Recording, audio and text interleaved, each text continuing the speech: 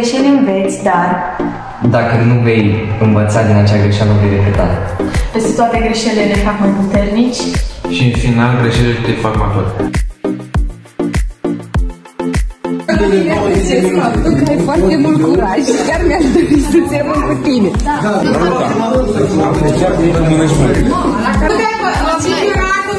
Îți apreciez curajul.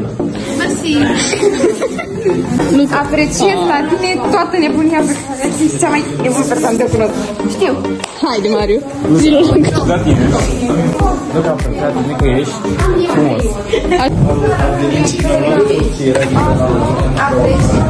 Mă filmezi? Apreciez la tine stilul tău vestimentar. Apreciat e că ai idee. Mersi.